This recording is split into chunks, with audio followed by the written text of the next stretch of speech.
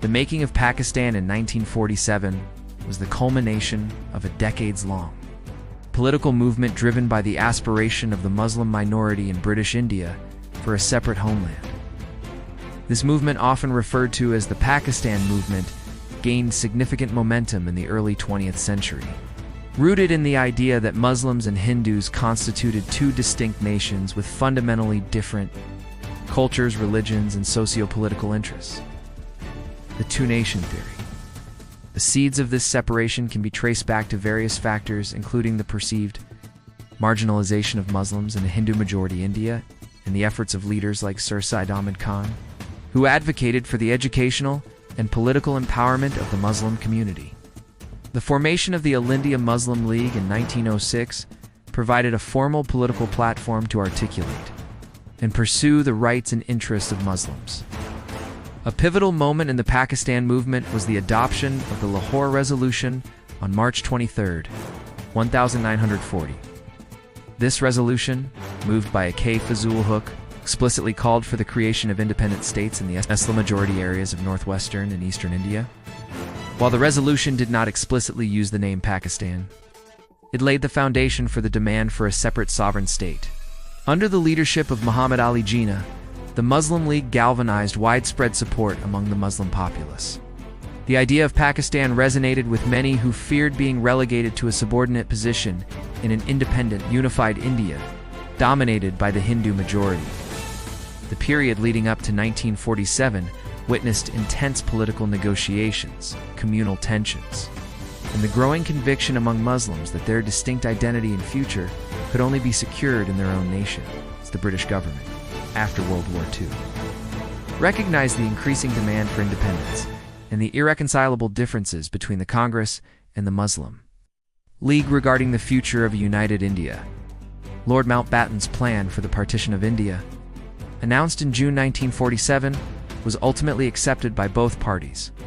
The Radcliffe Line, hastily drawn to demarcate the boundaries of the new nations, led to the division of provinces like Punjab and Bengal, triggering mass migrations and horrific communal violence. Despite the immense human tragedy that accompanied it, August 14, 1947, marked the birth of Pakistan as an independent nation, fulfilling the aspirations of many who had long campaigned for a separate homeland where Muslims could shape their destiny. The creation of Pakistan was a transformative event, reshaping the political map of South Asia and leaving a lasting legacy on the region's history.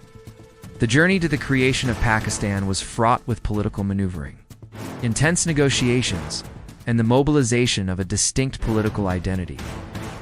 The Muslim League, under Jinnah's astute leadership, skillfully navigated the complex political landscape of British India. They utilized various strategies, including mass rallies, political negotiations with the British and the Congress, and the articulation of a clear vision for a Muslim homeland. The slogan Pakistan Zindabad became a powerful rallying cry, uniting diverse Muslim communities under a common banner of self-determination.